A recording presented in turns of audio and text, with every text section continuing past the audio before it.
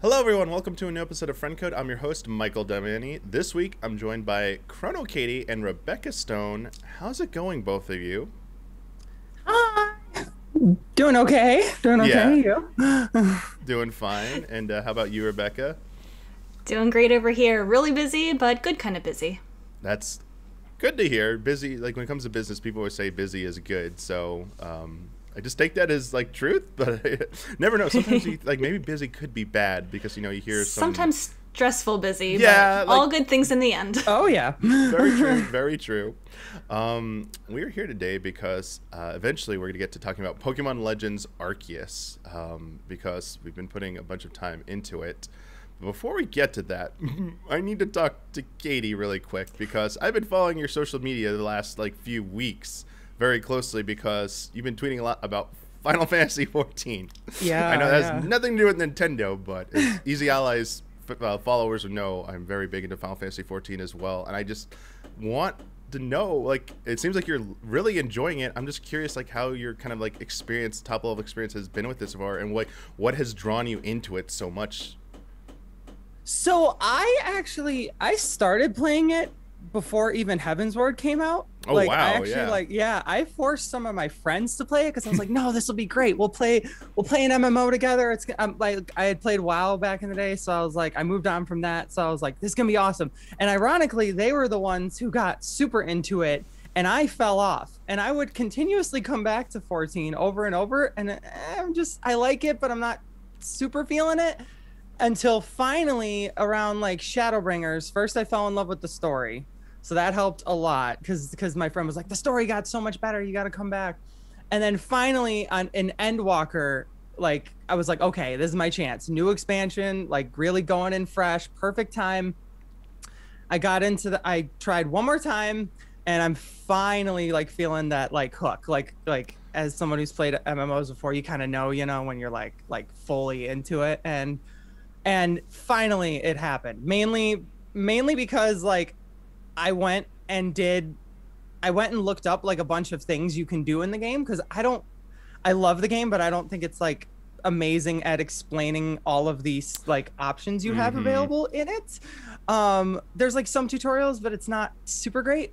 So I just went on like a YouTube binge of videos of like, what can you do in 14? I was like, oh, that's cool, and started doing them, and now I'm like completely hooked. And I mainly play for the glamour because I love the glamour system so much. I mean, that's the end game, right? It's really just about making good outfits at the end of the day. Yes, glamour is the true end game. That is the saying in 14 as well as other games. I'm really glad to hear you're enjoying it. It's very interesting to hear that you kind of like walked away a few, like at least once, and came back to it. Because it seems to be a lot of story for a lot of players. In fact, I just watched Joe Cat's video about their experience with the game. This 40-minute video about like why it's basically like it took 300 hours for me to understand why I like playing Final Fantasy XIV. And it's a really good video because the first part starts off with all the usual negative stuff. Like they tried to have Realm Reborn, they tried a 14-day free trial back in the day. They basically like, this is the same as any other MMO. What are people talking about? It's this fetch quest, running around doing the same thing. The gameplay is slower than WoW, and then they like, oh, everyone told me Heavensward was gonna be so great, and then I played it, and like it's still the same thing, and like. But they also started to realize that the crux of their video, I don't want to spoil too much of it. You should go check it out. Is that they learned that while it's not right to say there's a wrong way to play a game, with 14 there is a kind of like understanding you need to come to when playing it, that if you are playing it for the narrative, the game is designed narratively like TV or like a movie series, where it's a slow burn in terms of like, think of your favorite shows that are like really story driven. So many of the scenes are characters interacting with each other, not really doing anything. They're building world building and character building, and that's what 14's doing in video game form. And they said once they understood the rules of what 14 was playing by, and actually started to pay attention, because they admitted they were skipping a lot of like the story and cutscenes because a lot of the earlier stuff was training them that this is kind of boring. I want to get to the good stuff anyway. it's a really good conclusion they draw, and I think it's a very good video to watch if you have reservations about jumping in, for sure. That's definitely true. A lot of it is like long setup and payoff. Like you're right. It's totally a slow burn. Like there are so many like moments that are set up in earlier expansions that then like really pay off in the later expansions that really kind of blow your mind at times. Yeah, it's an investment for sure. More so than most MMOs. Yeah. Let me ask you this, Rebecca. Have you ever tried 14 or had any interest in trying it, or no? It's okay. I haven't. I've seen some people play. I haven't dived into any of the Final Fantasy stuff yet. That's something that I want to get to someday. I'm totally clueless as of right now. Yeah, I would say maybe don't jump into 14 for your first one for sure. But I wouldn't. You're gonna get so many different answers though for what is the best like Final Fantasy game to jump in. Like just go where your heart tells you. Like even if it's just like as much as it looks cool, like just go with that, because the strength of Final Fantasy as a series is they're so varied and different. Yes. Each game is so unique from each other that there's very likely going to be one that's going to like steal your heart and be like, oh, I really love this game. So for everyone it's different. For me, like the 2D ones, like I love 4 the most, and a lot of people seem to love 6 the most, or the old ones. But like I'll probably start with it's 6 or 3 for Super Nintendo, right? Yeah. The Pixel Remaster is supposed to be coming out supposedly this month. Yeah, that'd be perfect. That would be a great time, because the 4 version of it was amazing, Rebecca. Yeah. And there's even rumors supposedly that some event this month, maybe a Nintendo Direct, that the console Pixel Remaster collection is going to be announced as well. That all of them are coming finally to consoles. So that would be perfect. Yeah, perfect time to jump in. But yeah, Katie, I'm really glad you're enjoying it. And yeah, if you ever want someone to talk about, but I mean, part of the thing is I love people just discovering it on their own for the first time. I feel like the desire for veterans is to like, their initial reaction is like, I want to tell you so much, but it's like, you don't want to like bombard people with too much stuff and let them like naturally experience the game and the joys, whether and you know, but like watching reactions to first time events is like one of the best thing for like 14 veterans. Absolutely. Yeah, I would say it's got, for me, the best story of any Final Fantasy game. That's high praise, but it's really good. See, this will be good, Rebecca. So you'll play the regular games and be one of them or multiple of them are going to blow you away, and then you're going to, if you ever play 14 someday, you're going to be like, wow, this is even better. I love that. And the one thing I will say, if you're considering playing 14, like I say this all the time, the best advice is it's a marathon, not a sprint. The game is designed in a way that you can play like each new content update for story for like a few hours it takes to play it, or each expansion treat it like a new game release and then move on. Like you don't have to stay subbed, you can unsub, you can walk away for months, even a year, and come back and the game treats your time with respect, I feel like. I like that. Yeah, and it's a very nice thing about it. Obviously, if you want to go into the deep end, there's a ton of stuff to do because it is an MMO, but man, and if you, as you said, if you like fashion and glamour, man, they have like fashion related events in that game. There's a weekly thing when they judge you on your fashion. You got to figure out what to dress up as to impress the fashion designers. So well, now I can see why Katie likes it so much. You're an expert at that. Ironically, I find that really difficult. That part's tough in the game, but yeah. Well, we will see if the more of those Final Fantasies come to consoles, those Pixel remasters, hopefully with that sometime, maybe this month, Nintendo Direct, anytime now. But switching to a quick headline from this week, because it's kind of revisiting a topic we talked about on the last episode of Friend Code in depth. There's a bunch of just industry news about mergers and acquisitions. A few weeks ago we had, it feels like a few weeks ago, I hope maybe it was 2 weeks ago at this point, Microsoft buying Activision Blizzard, and then on the heels of that, Sony acquires Bungie. And it finally, Nintendo had their quarterly report meeting where investors were asked President Furukawa about what's your guy, what's Nintendo going to do about this? Like, what's your stance on mergers and acquisitions? And basically, the two most important parts were, we're not going to get into a race with Microsoft. That's not what we're about. And two, anyone we bring into the Nintendo family kind of has to, what he called Nintendo DNA, would have to make sense to work within that company. And since we already talked about death, I'm just kind of curious. Like, do you think Nintendo is fine as is? Like, with their strength of their first party lineup, that they really don't ever need to go out and try and be trying to acquire big companies like Microsoft and Sony are doing, or do you think maybe they do need to consider that? I mean, there have been instances where Nintendo has done it. Historically, it doesn't really seem to be their thing. There have been companies that it almost felt like they should have acquired in the past and then didn't, and then they went elsewhere. One that comes to mind is Rare back in 25 years ago, where that seems like it would have been a company that fit the Nintendo feel and what aligns with their values, but they didn't. I think that they have a really good relationship with a lot of companies, and they don't need to acquire them to work well with them. It doesn't seem like it fits what they need to do. No, that's very fair. Yeah, I would agree. I think the sales probably speak for themselves right now. So they're doing okay. Yeah, they're doing well, and those relationships already exist. I think, in fact, Rebecca, you hit it like on the head up. I got that completely wrong. You nailed it there. They generally like to form partnerships where the like even with like Smash Brothers, with Bandai Namco being the developer, like with Sakurai, overseeing it essentially, or recently with Mercury Steam doing Metroid Dread. That's the type of stuff they do. Even Next Level Games for Luigi's Mansion, that acquisition was pretty much only out of necessity because they made themselves public. They offered themselves up to see if they could be bought, and Nintendo deemed that, okay, that's the moment we need to act on that. Whereas this, I see a lot of people nowadays saying that IPs would make more sense for Nintendo than outright buying companies. They feel like some properties would just be better aligned with Nintendo. That no single company of these big ones, like people bring up Capcom. We brought up Sega a lot last week, or last episode.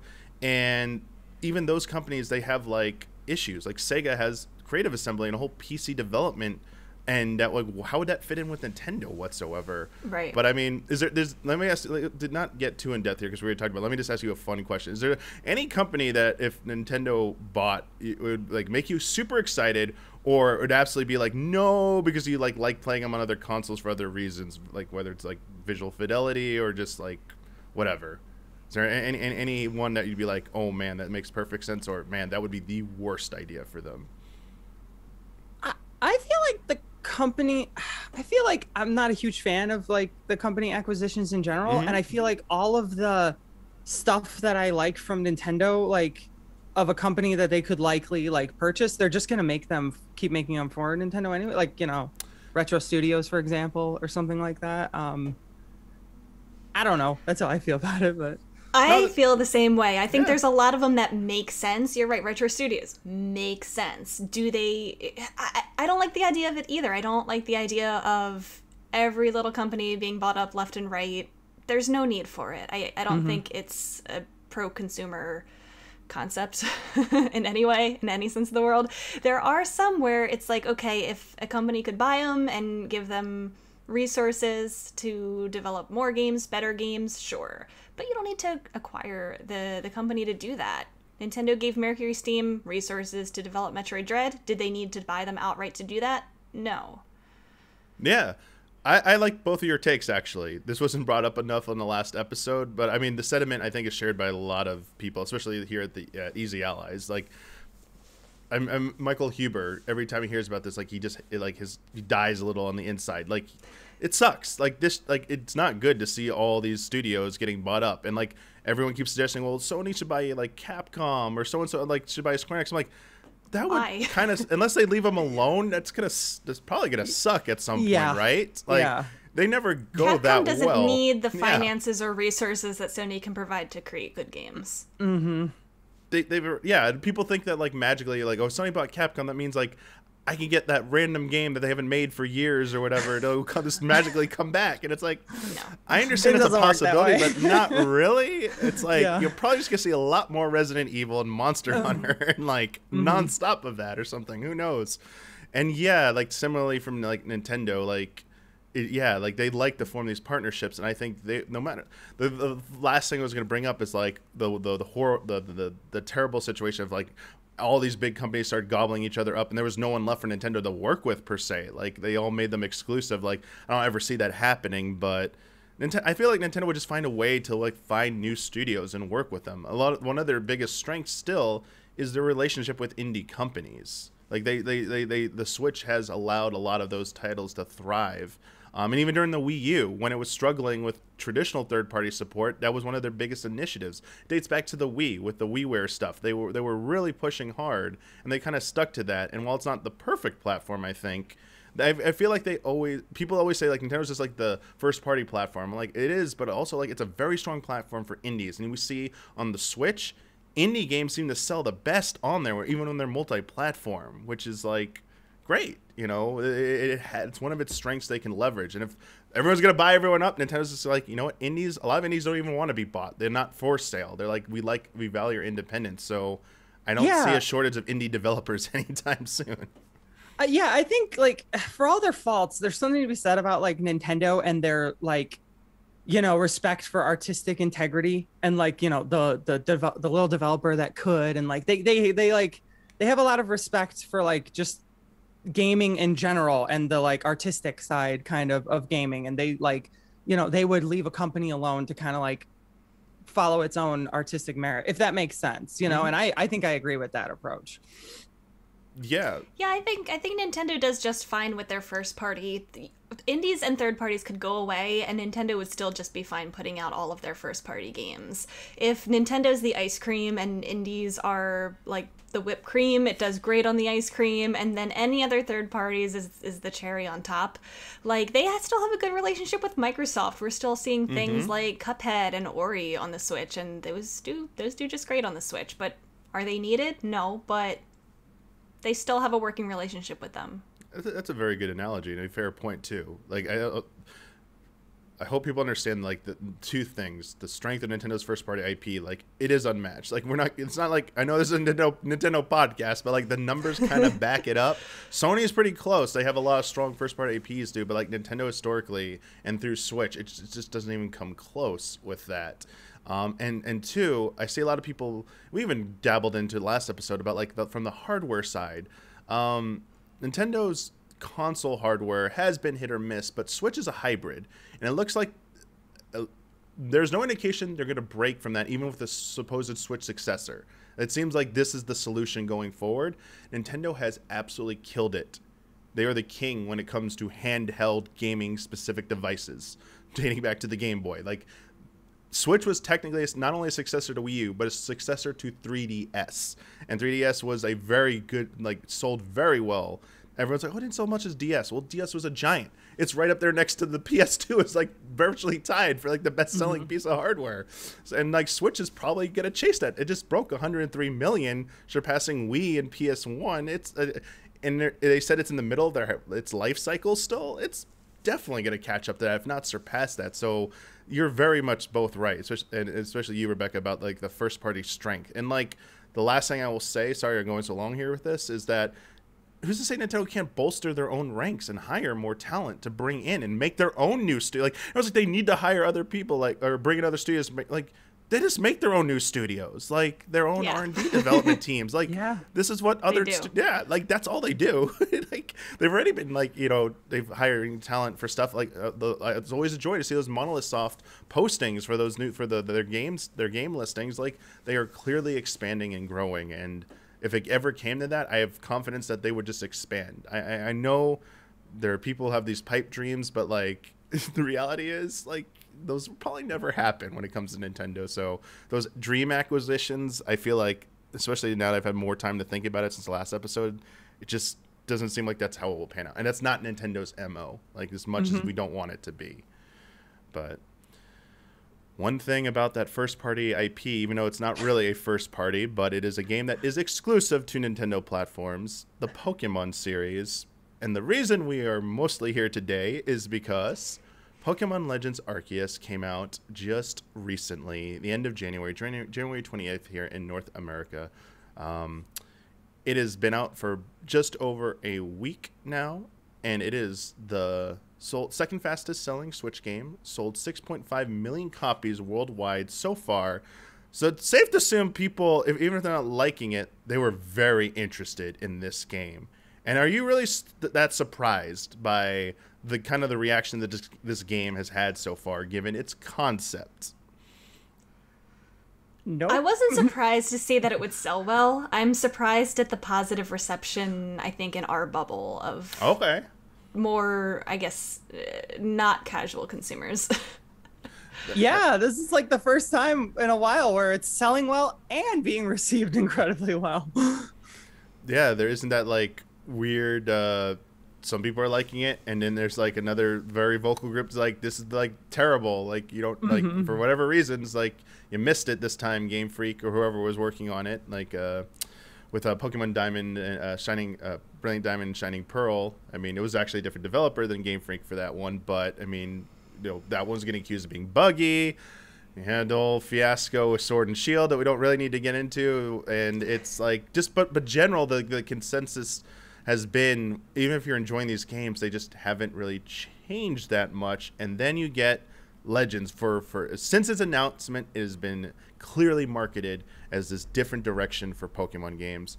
The time you have put into this, how are you enjoying this? And is this something you like? Is something you want to see more of? And you know, is it living up to kind of like your expectations, I guess? For me, I went into this not all that excited at all. I think I was very confused by the marketing. The marketing, every time I watched a trailer, I was like, okay, well, that's cool, but what am I really doing? I didn't really understand it besides like little bits of what they showed with the catching and whatnot. I didn't start getting excited about it until it started leaking, and I kind of dove into what people were posting and watching some gameplay of it, and I'm like, okay, like, this actually looks really fun. I haven't beat it yet. I've put in maybe 20 hours or so far, but I'm enjoying it a lot more than I thought I would. I don't think it's a perfect game by any means, but I like a lot of what I've done so far. I like the gameplay loop. We can talk about, you know, the strengths and weaknesses, but I definitely like it a lot more than I thought I initially would. Yeah, I was kind of in the same boat. I was excited, but for me, the world looked really empty from like all the previews. I was like, oh no, it's another open world with like nothing to do in it. I'm like, is this just going to be catching Pokemon over and over? Is that all I'm going to be doing? And it kind of, the answer to both of those questions is kind of yes. The world is like actually very empty, and that is all you do, but I love it. I absolutely love it. It's like, it's my favorite Pokemon game in a very, very long time. Probably since like Soul Silver, you know? Wow. Yeah. No, you did. Okay, so you mentioned the gameplay loop, Rebecca, and I think it's a good thing to talk about. And the structure of this game, it is different from the other Pokemon mainline games. You do not gather Pokemon to go battle a gym leader to get a badge and then go down another route to go to your next town and find the next gym leader. The structure is you go into each zone to fill out your Pokédex, which gives you these research objectives, and as you fulfill those, you earn. It's basically Monster Hunter. You earn like rank points, and then each time you hit a threshold, you rank up, which grants you a star, which allows you to go to a new zone and explore more Pokemon. And I guess, like, let's start with the Pokédex, the structure of the Pokédex, how it's changed and how it's tied to the game now, about researching and actually interacting with Pokemon. Like, are you enjoying that? Is that something you find rewarding so far? Or is there any faults with it you're finding that you wish they would have done differently? I think it's streamlined enough that it works. When at first I saw, okay, like you're going to have to catch 25 of a Pokemon to fill out a dex, I was like, what? Like this is crazy. Yeah. I'm not going to do that. Yeah. But the game doesn't waste your time at all. You can find so many Pokemon. It is so streamlined to be able to just catch 25 of them without even realizing that I did that. But you don't have to do that part of it if you don't want to. It feels like there's different ways to fill out the Pokedex in a way that works for you. So if you prefer the battling, there are some research tests in the Pokedex that says, okay, well, defeat the Pokemon 10 times. If you want to just throw berries at it and feed it, like there's different ways that you can get all 10 or whatever it is objectives that you need to complete that page. So you can do it in different ways if you want to. And I think that part of it works. It gives you a little bit more freedom to do the things that you enjoy doing. Yeah, you kind of do it like as you're going anyway. Like you can play like kind of how you want, and the Pokedex just kind of gets filled as you go. Like I was never blocked off from a new region, and I was just playing at my own pace the whole game. Like I never really went out of my way to like, okay, I'm gonna look at the decks and see like I need this many more. So like sometimes I do it like for a side quest, like if I had to, but other than that, like I never did that ever once. That's a good point. I don't think I've ever opened up a page and said, okay, to complete this, I'm going to do this, this, and that. You're right. I just do it naturally. And I was worried it would be that. And it's not. You kind of just do it as you go. The game is, I think, like you said, it's streamlined enough where you're probably never going to be blocked off. It's probably never going to tell you, no, you can't go to this next region in the story. Go catch a Wurmple 10 more times, or something like that. It never happened for me, at least. And I'm not like as catch heavy as some of the other people I've seen like on the internet. Like I catch like the ones I catch like the new ones I see, but I don't like go crazy with it. And I played like that the whole game and never had a problem. So I was very happy about that.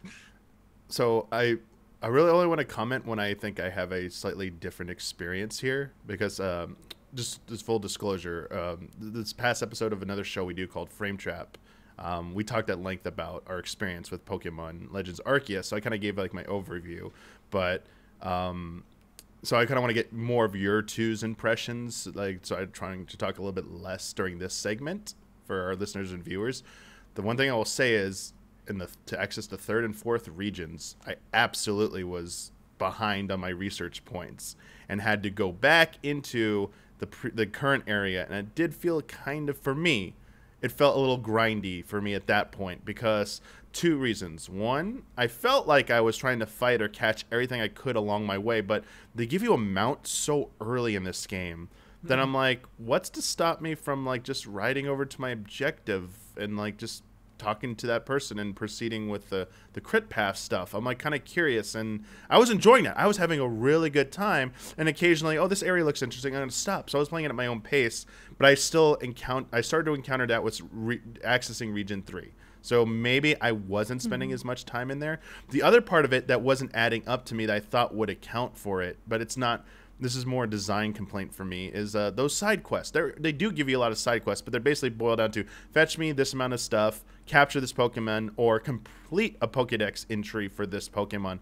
But they don't always factor, well, while doing that does earn you the points towards ranking up, completing it doesn't necessarily give you points to rank up. It gives you a different type of reward as well. So I'm used to that like gameplay loop of side quests contributing to your progression, and the journey was, but not enough, I think, to compensate for maybe me not doing as much in there. So anyway, I did run into those issues, and maybe that's like, maybe this is the unique experience to me, and it was something that was starting to turn me off from the game. I'm like, why can't, because they keep saying when you rank up, oh, it's easier to rank up. I'm like, I still feel like I'm spending about the same amount of time needing to rank up, and man, I love these new areas. I'm about the exploration.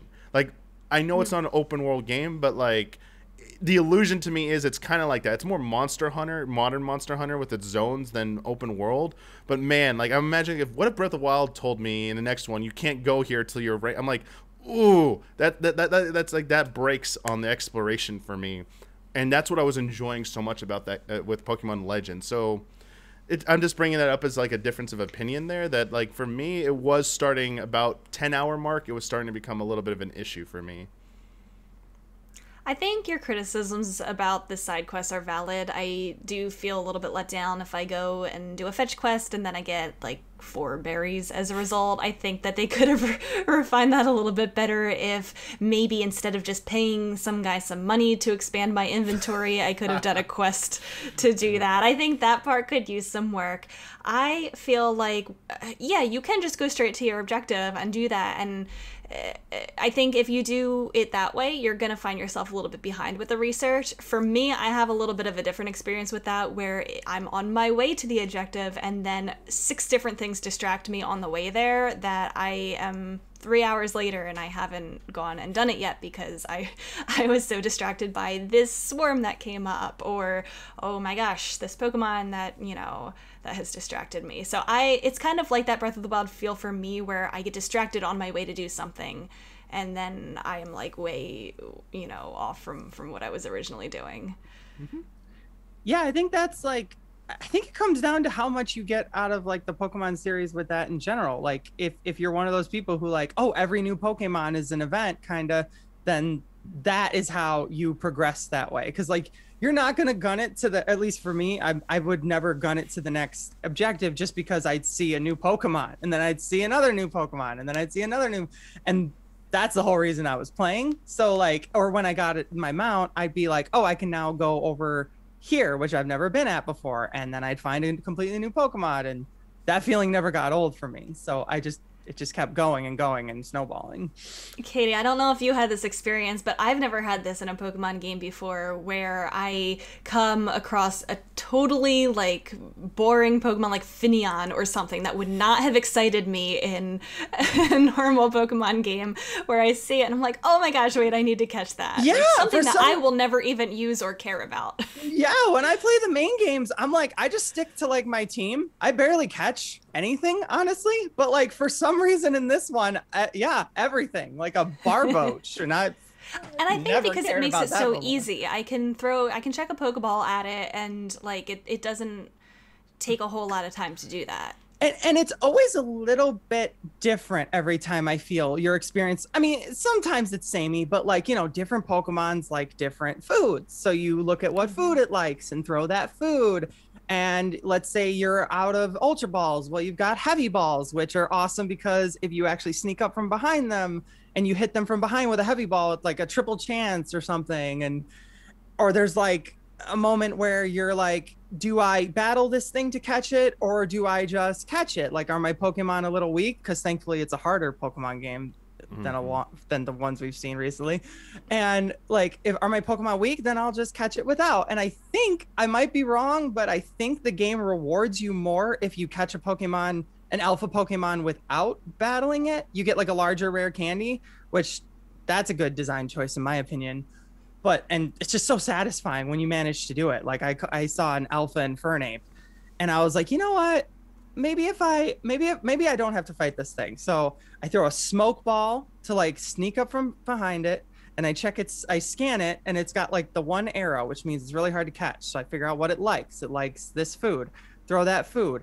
All of a sudden it increases to like 3 like arrows. So then I throw a Heavy Ball because I'm sneaking up behind it, and I catch it without it. And it was like the first time that happened, I was like, oh, that's awesome. Because I'm not a person who's personally ever been super into the battling aspect of Pokemon games. And this is a game where it's pretty valid to actually rarely battle if you want to. You only battle really if a Pokemon catches you. At least that's how I played. Like, I rarely actually chose to battle. And you can get by with that. The same way, I feel like, where I really like the collecting them all aspect of Pokemon. I have a living dex in my Pokemon home or whatever it's called, because I do like catching them all. I do like the battling parts of it in some way, but you're right. I think when I'm given the choice between trying to find a creative way to catch this Pokemon versus battling it, I will choose the former almost every time. But there are multiple ways to approach it. Maybe if you do like battling, maybe you lean into that a little bit more. And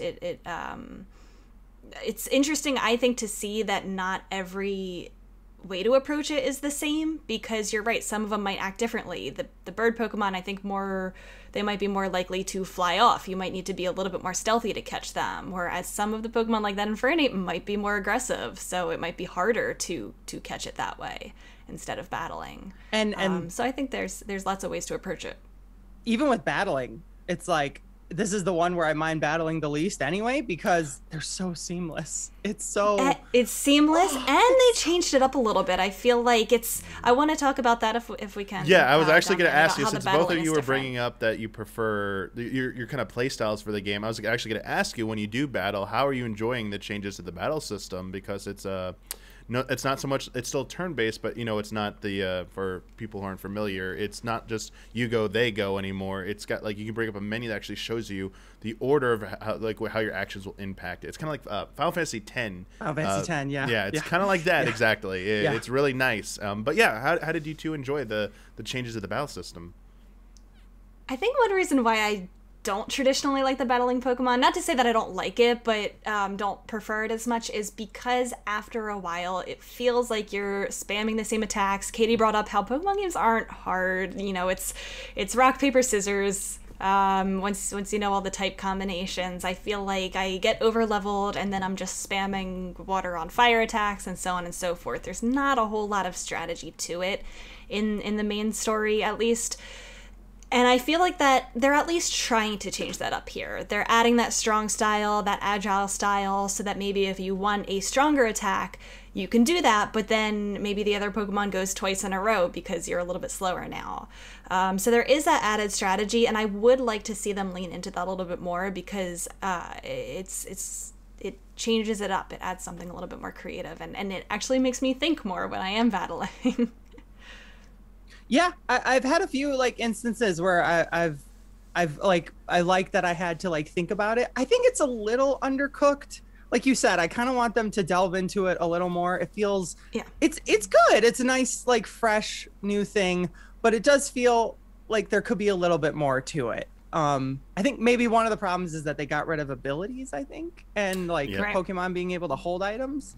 And in this one, it feels like that would have been actually really cool to have, but maybe they had to axe some things. I don't know. Yeah, I wonder because of the nature of this game, it was a time to experiment, and that's why they did away with that stuff. Like, and also like some of the status ailment stuff does not work the same way anymore. Like, there's no more like sleep anymore. It's just drowsy. So it's just, everything's like a chance now. It's not like no guarantees anymore. And they're like, basically a lot of the so-called meta Pokemon battling was like toned down in this one to maybe, I want to say maybe simplify it, though I've seen some people be a little bit more confused about this system, but I think it was pretty straightforward, especially when you can bring up the menu to show how anything you did would impact something. Like, oh, I did a strong style, but how do I know if they're going twice? Well, it will show you right there. But like, excuse me, I thought the most digestible was the strong agile thing because of the risk reward, especially like when, oh, I know my Pokemon's attack is super effective, but it won't probably one-shot this thing, but it's very close. Let me maybe try strong style and risk one-shotting them there, and like so they don't take it. Or agile, it's like I could be more strategic if I can take 2 turns right now with this. Like this might do something I hadn't intended before. And I think you're right, Katie. I think there's a lot of good ideas here, and they just need to be further developed a little bit more. Even like simple thing of you can move around in battle as the trainer, and you can get hit. Like there's something probably there as well, but like they need to probably add back in a few things, like especially like having multiple Pokemon battle. I mean, you can fight multiple Pokemon, but you can't have like your double style where 2 of your Pokemon are out. Like that could really change up stuff. And the biggest thing for me, well, let me stop there and just like let's go with that for a little while because I have something else I want to talk about that's kind of related, but I'll ask that next. Sorry.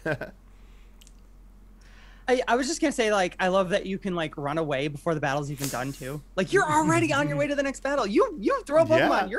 You're in and out of a battle in 15 seconds, and you're already in. It's so much. It's such a step forward. It's seamless. Like it shocked me sometimes. I was like, oh my gosh, this is like so much better. Like I can't believe they did that. You can also literally run from the battle instead of like waiting for the turn to be over. You can run and you're out. You're gone. Yeah. It's awesome. It's really nice to have that, and man, it is it's really nice to have that seamless nature. I'll give credit where credit is due because I don't think this is a very good-looking game from a technical level. But one thing I'm not complaining about the other open world games or open world style games have is that almost instantaneous loading, like wait like 2-3 seconds and you load anywhere at any of the points, and then that seamless battle nature. It's a nice change for that. I like that it keeps that brisk pace going especially when you're doing those activities. Like, oh, I saw something over there. Let's finish up here. I'm gonna go over here, and like it's like, oh man, I can't get enough of this. It's so like addictive. Yeah. the thing I wanted to ask you about, because I want to give you a chance to finish your thought on that, was kind of sort of tied to that, is one thing I think the game is missing that's been a staple of the previous games and was a little bit further developed in Sword and Shield to the possibilities there, was the multiplayer aspect of this. I think there's something missing in this game, like, because we're talking about like the gameplay loop and the two of you having so much joy seeing a new Pokemon and the strategy you go into catching a single one. For me, I really thought something that could have heightened the experience for me and really elevated was being able to join up with somebody to either both of us work towards catching something by you throw the smoke bomb while I throw the food that they like, and we teamwork together, or just like the Gigantamax battles from like Sword and Shield, like fighting those, because we have the Lords and we have the Alphas in here. If those could have possibly been, I summoned some, like another trainer, and the two of us, we fight together because it's real-time movement. I mean, it's starting to go like an MMO style direction here, but like not really. It's just like cooperative battles would have been a nice thing to have. I don't know, like I think of Monster Hunter, because this game to me is so similar more to Monster Hunter than open world or even like Breath of the Wild style like gameplay. And the thing I love about Monster Hunter is the ability to team up with other people to take down a big monster. And while that's not the whole gameplay loop of this, there are definitely moments for that. And I think that's maybe, my opinion is, I think they should maybe go in that direction next time. Try and work back in multiplayer gameplay mechanics, because I kind of started to miss them about where I'm at right now. Kind of what you described reminds me of in Sword and Shield, when you could team up to fight the, what were they called? The Gigantamax or whatever those Pokemon were called, where you're not fighting the other trainer, but you're right, you have a shared objective and you're working together to do that. I would have loved something like that if we could team up for the Nobles or even the Alphas.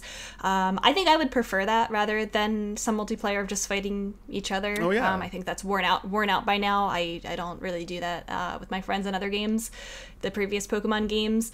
Even if they had some kind of multiplayer tie-in where we're plopped in the same region and maybe we're versing each other to see how many Pokemon we can collect in 10 minutes or something like that, or who can catch the most, who can catch the most number of different species in a certain amount of time. I think those kind of ideas for multiplayer would be a lot more fun than what we've traditionally had. That could be a cool idea with like randoms too. Like, you know how the game has the satchel system where you can find the satchels from other players? That'd be kind of cool if you could like come across little areas where you have to challenge other players to. That's a great idea, Rebecca. There's a thing in the game, I forget, it's called like temporal distortion or something. Yeah, it's like that. The space-time distortion. I thought that would have been a good idea for like raids or something, because I think Sword and Shield did like raid. Didn't they have like a raid cave in the DLC or something? Yes, But yeah, that would have been a cool idea for that, because the temporal thing was like, it was okay. It's really just like, oh, rare Pokemon. Like that's pretty much it.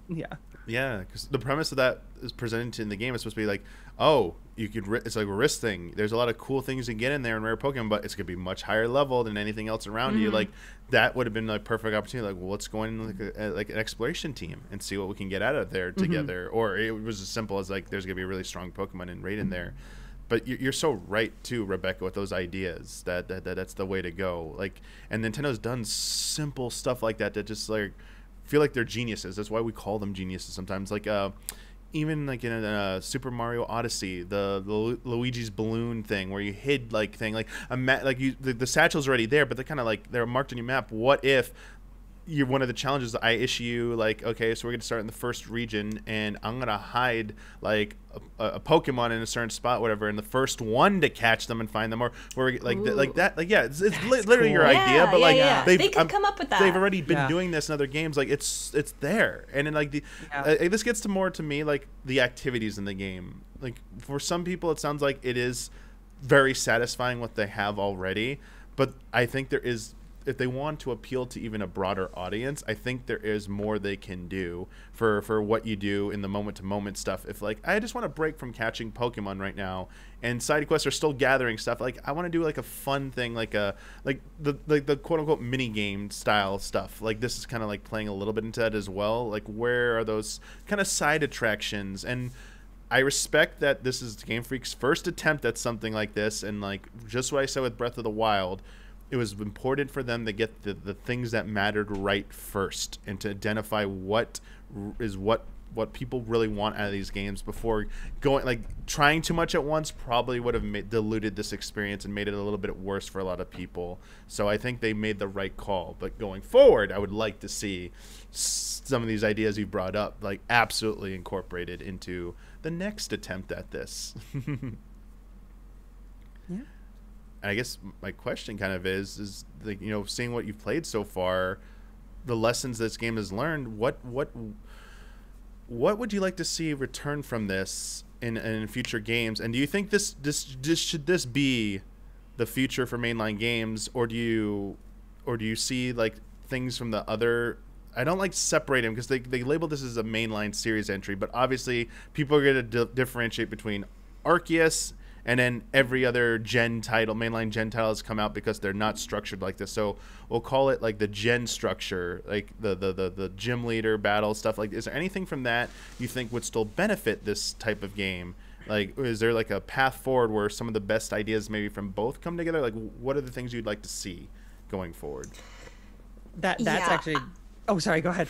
Go ahead, Katie. That's actually what I was going to say. Is I think this is like the blueprint for the best Pokemon game ever. It's missing a lot. Like I said, the world is empty. There are no towns other than the one, which is but like, it didn't bother me too much. But like, if you can take what you have here and add in certain elements from the older ones, you know, towns, more variety and stuff to do. Like, I think you used to be able to do like a, you know, like the Pokemon fashion show, or like the underground like exploration things. I'm not like super well versed in everything the series has done, but yeah, it's done a little more than this. And I think if you took certain elements from those older games and like maybe like, where's a random trainer battle? I know I said I don't like battles, but like, you know, a lot of people do. Yeah. Oh yeah, exactly. And I'm okay with pleasing them. Like, it's like there were no I think there are no at all random trainer battles, in which kind of makes sense because you're filling out the first like ever Pokedex. But like for the future, like imagine in this open world you can also come across trainers you have to avoid to fight and stuff like that. Just sprinkle in some of those older elements, and I think you've got the perfect mix, personally. Yeah, I completely agree with that. And I think they almost wrote it into the story why there aren't random trainer battles. At this point in history, people are afraid of Pokemon. They don't know how to battle with them yet. They're just learning what this is all about, and you're kind of paving the way for that. They wrote that into the story, I think, just so that would make sense.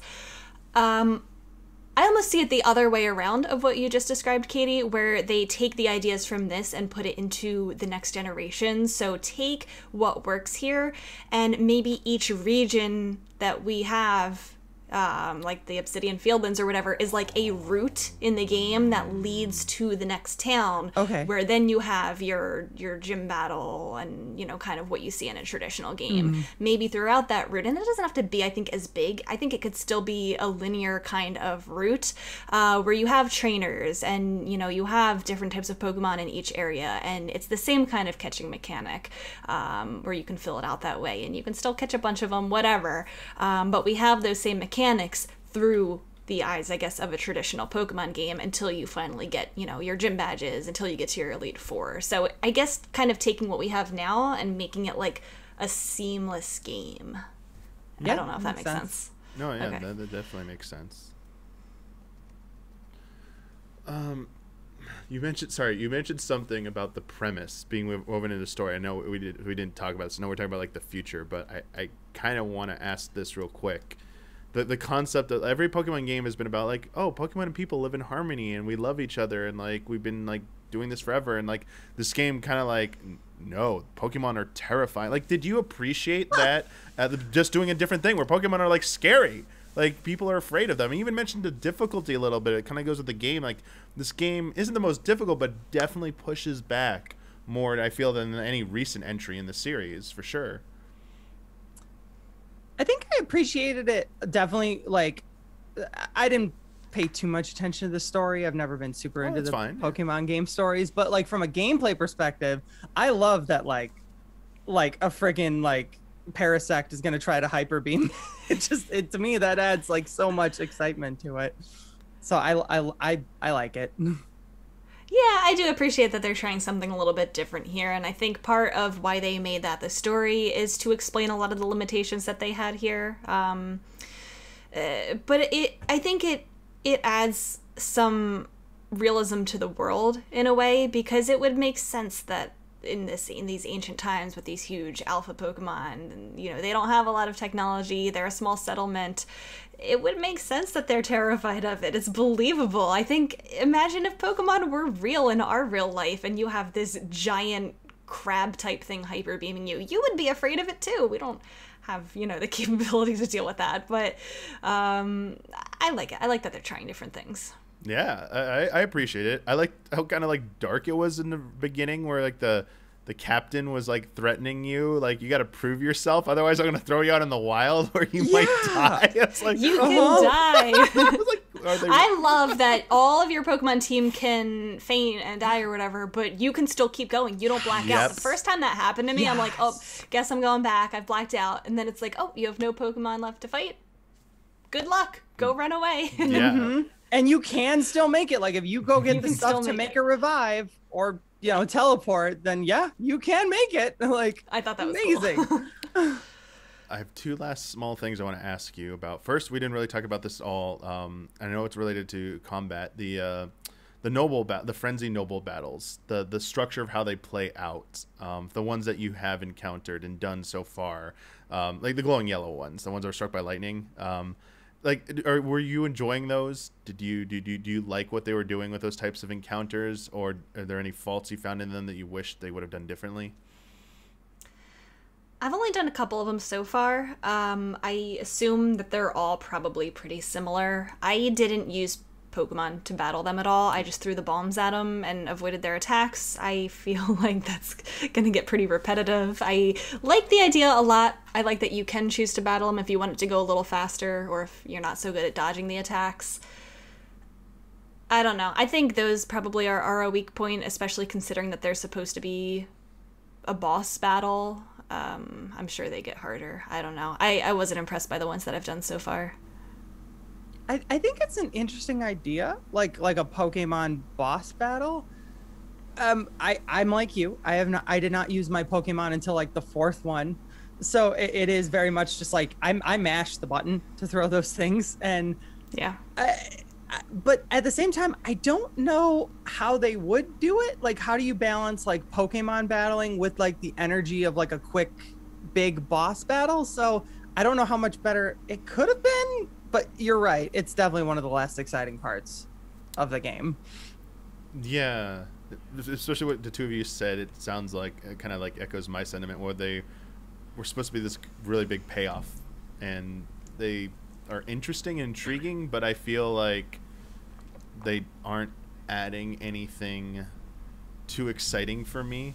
Because like I understood like, oh, like you can battle them, but someone who does like Pokemon battles, I stopped battling them after the second one. I'm like, I'm just gonna try just throwing the bombs the whole time. Like, why would I battle this thing? Like this, I understand the literally why. You can get opportunities to spam more, like faster or something, in a window where they're like stunned for a little bit. But beside that point, I didn't feel the need to do that, because they didn't really satisfy the challenge. And even through the fourth one, I understand there are harder ones later, and there's a whole post-game thing as well that like is more challenging, but through the main game, I felt I was more threatened by some of the remedial encounters out in the wild at times, when I was like quite prepared for something, than any of those noble encounters. And as we talked about earlier, I kind of would have preferred, I hope they just maybe do something different, unless they have another cool creative idea they want to try out. I'd almost like prefer like the Sword and Shield raid style battle for that. Like, maybe you do need to team up for someone for a boss battle, or it's where you're going to need to use multiple Pokemon, and like that dynamic's going to be very important towards your success or not. Like something that like maybe invokes like the feeling you get when you fight the Elite Four. I know there's something similar supposedly later, but getting into that earlier would probably be my desire, like that level of challenge, that level of like maybe spectacle and intensity, because the first one I was a little nervous. I'm like, okay, I gotta dodge in real time, what is this? And like, oh, it's not so bad really, is it? It's fine, isn't it? I'm gonna be okay, we're good. And it kind of went from there. I'm like, oh, these aren't so bad whatsoever. So didn't they do something similar in Sun and Moon? It's been a while with like the totem Pokemon. I feel like maybe I didn't play Sun and Moon. I could quickly look it up, but that's my there blind was something spot. similar, I think, where it felt like it was a boss type Pokemon. There weren't gym battles, it was like trials, and you did like a variety of like different stuff. Maybe I remember there was totems, but I couldn't remember what like was special about those battles. Yeah, I don't either. But you're right though. I think that they could tweak this, and I don't think it's a bad idea. I think there's, you know, the footing's not quite there yet for what that boss battle type is. Totem Pokemon, variant Pokemon that are battled at the end of every trial. Okay. Oh, interesting. Yeah. Okay. I see how this is a little bit different. I remember they were tough. They were like a tough Pokemon battle. Yeah. They get like special boost and stuff, and like it's multiple like phase. Okay. Yeah. This is definitely. I wasn't familiar with these. Just educating myself on them. But let me ask you this to keep us back on track with Arceus here. Getting a little bit back to the looking towards the future. For me, I felt like this game had some quality of life issues. That there are definitely some things they could address to make the general experience a little bit better. A lot of it revolved around menus and interfaces for me. But I'm kind of curious, was there any kind of quality of life related things that maybe you would like to see them do something differently in the future, or that we found problematic, or was everything pretty much, you know, did it work out for you, or is there nothing really that glaring?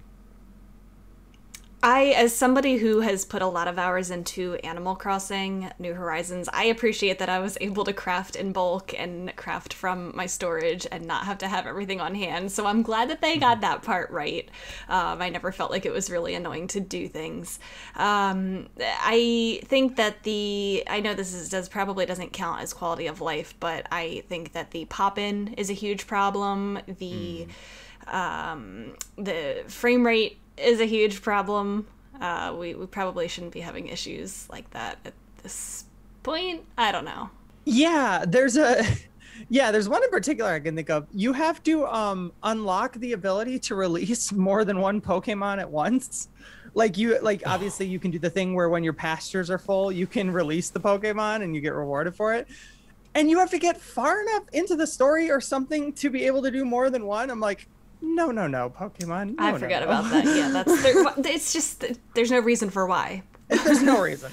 No reason. Oh, I think Sword and Shield had something similar where you could you had to unlock an audio option or something like that. It was the option to be able to change your audio settings. Yeah. It was something like that. It was bad. Oh, gosh, I forgot about that. That one, that's a little mind-boggling. And for me, to add on to both of your things, is the side quest tracking.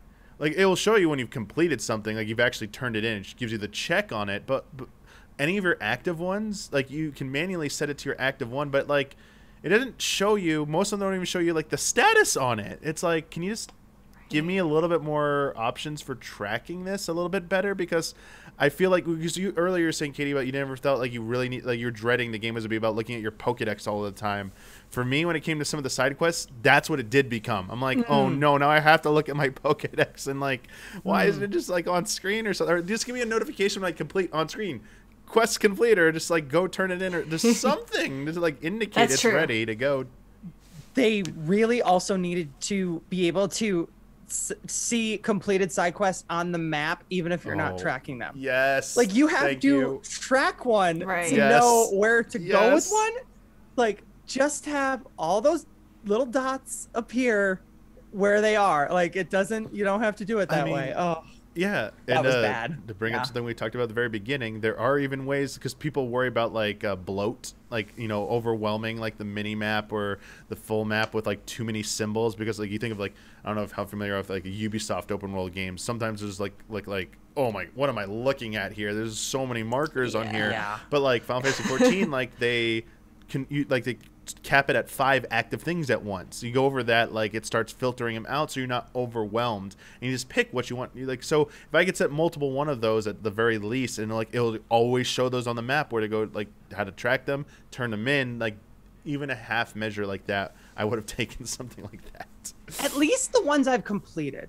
Just show like the ones because all I have to do at that point is turn it in. That's fine. That's not overwhelming for me. Like. But the other thing I wish that there at least was a little mini map as well. You had said there's no little mini map, I think, on the screen at one time that we could toggle on or off. I found myself I found myself opening and closing the map a lot, and I don't know if I'm the only one who did this, but I always forget which button is the map button. There's no pause button, and there were many times that I pressed the plus button thinking, okay, I need to go pause it real quick, go do something, come back, and like I'm dead because I didn't hit the pause button. I hit the ride Pokemon instead.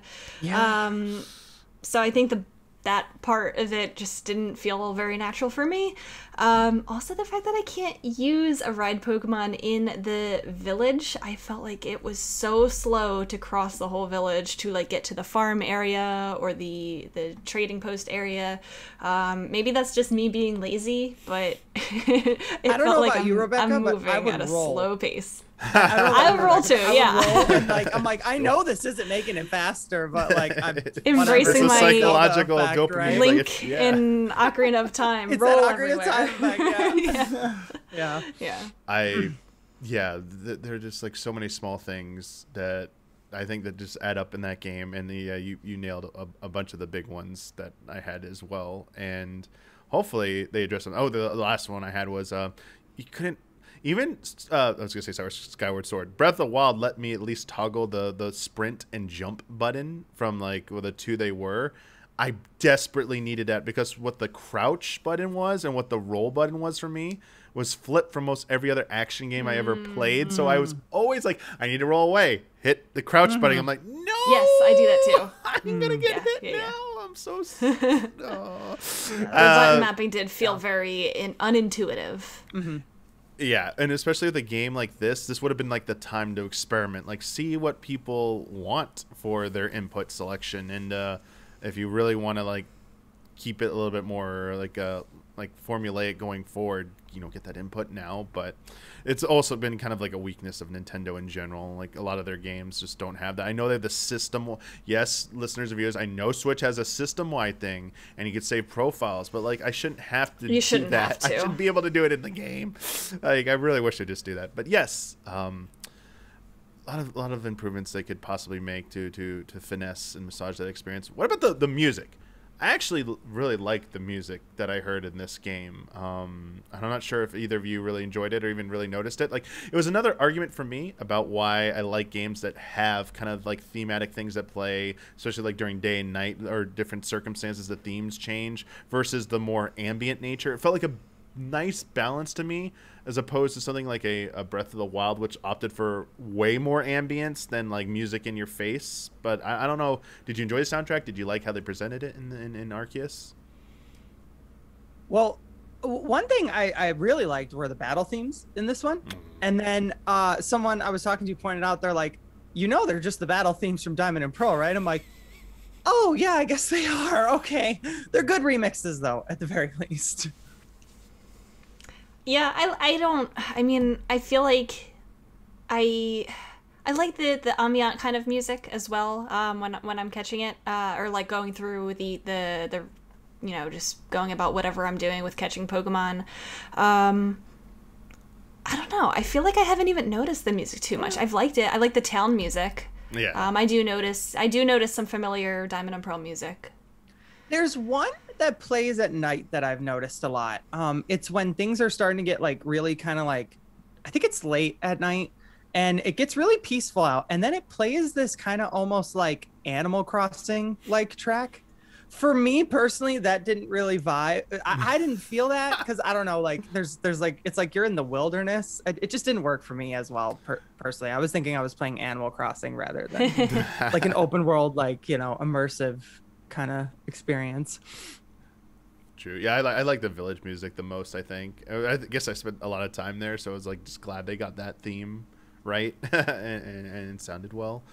But yeah, I mean, there's definitely an advantage to also like letting the ambience kind of like just like seep in and like set the tone, because the nature of this game is about like being very slow paced at times, like methodical about catching, both as both of you described your experience of catching Pokemon in the wilderness.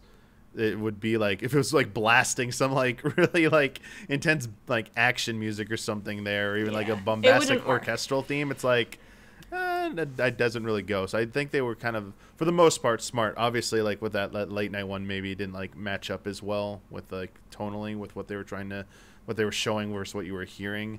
But I mean, also at the same time, now you mentioned Animal Crossing, man. Animal Crossing's like themes, so good. I love all this so much. Yeah, I guess anything else? Because we moved on a little bit a while ago from like where Pokemon should go from here. Because I felt like I kind of cut it off a little bit to cover a few other things. But is there anything else about where the future of the series should be going that you think, you know, lessons that should be learned from this, or any other things that we didn't cover from you know, that topic? Because I hope I didn't cut it off too soon. I feel like we like there was a lot of like criticism, which I really like that we brought up, that because that was something I wasn't thinking about as much. But like I said, I really love the game, and I just wanted to bring up something that I hope gets continued going forward. Is like, there's so many RPGs I've played where like options available to you and resources kind of feel almost useless. Like it went like compared to just like, I don't know, like just brute forcing something or something like that. And Nintendo has that problem, so for sure. Like, you know, a Zelda game where you get an item and then you only use it in that dungeon, you never use it again, something like that. But for me, this game, I was impressed by like how much weight everything had to it. Like it genuinely feels like you need to craft. Like the crafting is very beneficial. Like I would actually find myself sometimes without the crafting materials I needed. Like I would be actually excited to make more like lead-in balls because I knew it would give me an advantage with the Pokemon, or like the resources actually felt like they mattered. And I know you guys brought up like you hated that you had to pay money to expand your inventory. I personally liked that money actually felt useful for once in a Pokemon game. Like I actually was low on money a lot. And I was like, everything just genuinely feels like it actually matters here. Like I can't just chuck Ultra Balls like crazy or something like that. Like I actually have to think a little. I have to use the things that are available to me. It all comes down for the gameplay loop for me. I just think the gameplay loop is the reason the game is so good, because it actually feels like all this stuff genuinely matters. That's a good point, because I feel like in a typical Pokemon game, I could buy 40 Pokeballs and get through the whole game with that. But in this game, I can craft 40 of them, and I'll be through that in 10 minutes. And crafting, it's more interesting. It's more interesting to have to like go out there and get, to me, to, you know, to go out there and get it. And sometimes you're getting it along the way. And yeah. I very much agree with that. I felt like, besides like the different direction of this game, that the fact that so much of that was important to the experience this time around, that it was such a different change of pace. Because as you said, your point about brute forcing, literally, Katie, for me in Pokemon mainline games, that is like the name of the game. First 6 Pokemon I get, we're going. Let's do this. Like my starter Pokemon, you are my ace in the hole. You're gonna one-shot everything. I don't care if you're not the right type and you're not very effective. You're just so over-leveled. We are gonna just barrel through everything until the Elite Four, and then I finally have to try. It's like, this was nice. Unfortunately the easiest way to play the game too. Like every other Pokemon game, I got my Charmander. He's a Charizard, and I just used Charizard for 80% of the game and just spam Flamethrower. And if it's a water Pokemon, Iron Claw, or so, you know, some other move, whatever, Slash, and that's it. That's the whole game, until the Elite Four. I appreciate so much how this game, for the first time in a long time, made me feel very, not just incentivized, but like the strong desire to constantly, when I was catching new Pokemon, to I want to change out my team. I feel like I need to change my team every so often, and like just wanted to. It wasn't like just necessity. It was like I felt that desire, and I really had not felt that in a while. I found myself like, you know, trying out different Pokemon and having teams. I'm like, I would probably never have ever done this in a mainline game, and it was just nice to have that again. Well, is there anything else about Pokemon Legends Arceus or just Pokemon in general you wanted to share before we wrap up here? I feel like you've both given me a lot to think about with your perspectives. Like I really appreciate the two of yours perspectives about this game, because it is like kind of challenged a little bit of what I thought like as well, and like I like that about that, like having a different opinion than what I had. It was really nice to hear that. I was kind of falling out of love with Pokemon. I skipped Brilliant Diamond and Shining Pearl, which was like the first one I had skipped in a long time, but this revitalized it for me. I loved it. I really like the characters in this game. I feel like in some of the more recent games, the characters have annoyed me more than anything, but I'm really into, you know, the clan leaders and all of them. I think they're cool. And I know that they're based on, you know, they're the ancestors of a lot of the Diamond and Pearl characters, but I like them a lot. Do you think that has something to maybe do with but possibly are fewer? I think people have saying there's fewer characters focused on in this game, so maybe they get more like time to have a little bit more development. Or that's true. It could be. Okay. It could be. Yeah. It's a smart decision, like they have. So. Yeah. Yeah, and they I don't know. I feel like they're more three-dimensional. Like they have relationships with each other, and it seems like they just have like a lot more going on than just being like, oh, it's your rival and they're annoying, and I don't know. I think that they're cool. Yeah, they're cool design too. I like how. Yeah, I like that. Some of them don't get along too. That was kind of interesting to me. Like the two, like you said, the two clan leaders. Like, I was like, oh, that's kind of new. Yeah, I like that. They felt more, as you said, they like had more of a personality and felt more human, because they were sharing like, you know, both their like hopes, but also like their weaknesses and their vulnerabilities with you a lot of the time. About, you know, the one of the leaders, like she was just like, I'm young and like I was like worried about, you know, not like living up to these expectations, and then the other one seemed so confident. He's like, by the way, we were also having trouble with our lord as well. We just want to, like, it was like they're people. Like, it's like, okay, it's, I mean, it's not the greatest writing, but like it was definitely for me a step up from what they've been doing, and like that's something I hope they keep doing as well, Rebecca, because it didn't feel as corny as some of the other ones do. Yeah, I know people like some of the like the it becomes memey at a point with some of the like the old characters, but this definitely feels like maybe it's like, it feels like it's finally Pokemon's maturing a little bit. I don't know, like that's the best way to put it. It's just like feels like it's not maybe just aimed at like kids anymore. I mean, it's never been the sole focus of it, but like it's definitely been an accusation thrown around, and I think you can't really say that about Arceus and like at all. Like it's definitely, right.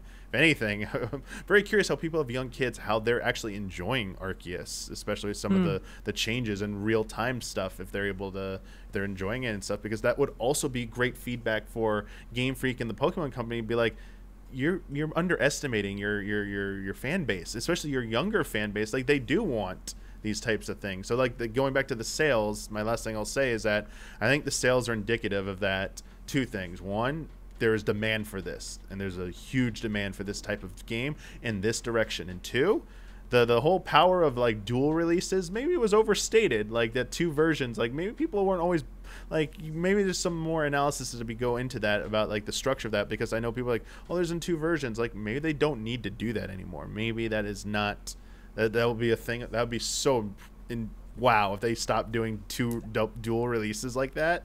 I mean, that would be a big milestone. I don't know if that impacts anything at all, but like just it's more of a mentality I think that some fans have. Like, it's because it's a single release, this isn't a normal Pokemon game. It's not like where are my 2 versions again? Like this is not normal. I'm like, well, I mean, this might be your new normal, like, and it's, you know, it's different, but like it might be better. Just, you know, give it a chance, I think.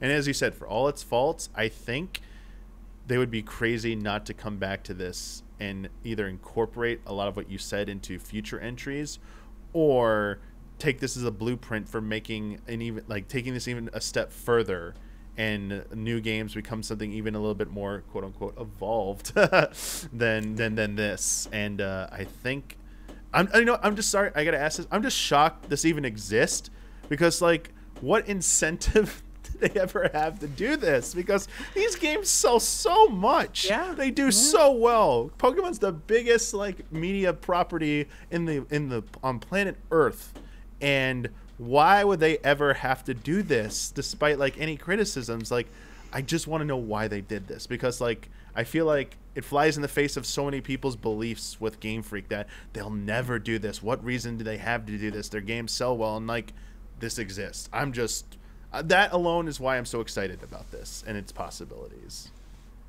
You're right, they don't need to, because Pokemon is always it's a system seller. They never had to stray from their formula. It was going to sell, those of us who grew up with it and, has such a stronghold on us. We were going to buy it anyway, and we have been. So you're right, they didn't need to do this. I wonder if, and I know there have been lots of comparisons to Breath of the Wild and whatnot with this game, and I know it's so different from Breath of the Wild, but I almost wonder if there was some pressure because of Breath of the Wild and so many other similar games that have been popping up because of that, if they felt a little bit pressure to, okay, well, can we make Pokemon have some inspiration from this as well? Yeah, I mean, I think that's a distinct possibility. Yeah. I think it could be that, it definitely could be that. I mean, and seeing like, I think the simplest answer, I don't mean to be like the cynical one, is like, this is going to be in addition to all the other games they're going to be doing. So it's like, we just made another hit series. Like, fans, you can call this a mainline entry, but like, you're still getting the next gen, and it's going to be traditional style games. And then you're going to get this sequel to this 2 years later, and like, we just have another cash cow on our hands. But at the same time, I want to believe that like, they take pride in their work, and after some point, like, they've been trying so much to make Pokemon better in their own way, and maybe they were like, we've had enough. We want to try doing something. Let us have the freedom to try something a little bit different. Let's see where it goes. And like, even though Game Freak is not Nintendo, I think some of that Nintendo DNA, that's why they're so partnered together, I think that still exists over there. And that ambition to be games first and to appease to people who play games and to be innovative, I think that my hope is that won out finally. That they're like, let's go ambitious with this. And it's, even if it's just going to be another supplementary series on top of all the other mainline entries and spin-offs they do, it's a win if these keep continuing to happen, in my opinion. And you could argue that they were already kind of trying it with Sword and Shield. Like, they might have been testing the waters because they had that wild area, like the big open area where you could actually see the Pokemon walking around. That might have been them kind of experimenting with the idea that led to getting their feet Legends. wet with it. You're right. I think that's absolutely what they were doing with that wild area. Very, very rational conclusion to make. And as we saw, Sword and Shield just became the second best-selling Pokemon game of all time. And they're seeing those numbers, and they're like, what if we push that a little harder next, like with like Arceus? And like, as I said, you brought up the Breath of the Wild comparison, like within the Zelda series sales, Breath of the Wild is like just head and shoulders above anything else with the sales numbers. So like, in Pokemon terms, they're like, what can be bigger than our best-selling Pokemon game? What is the best chance of doing that? A similar style game in that vein. And we saw that with Sword and Shield to kind of backs up a little bit.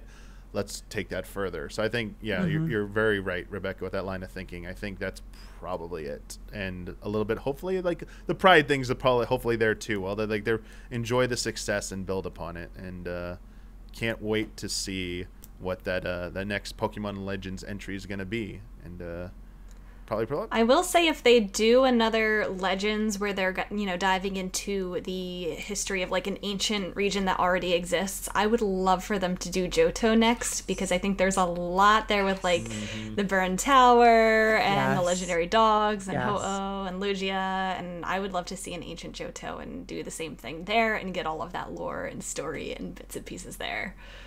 I completely agree. I'm with you. That's my favorite. I really hope that is it. Yeah. Thank you, both of you, for joining me on this episode of Friend Code. Before we sign off here, we have some shout outs for the month of February 2022. These are our top tier patrons at the highest tier.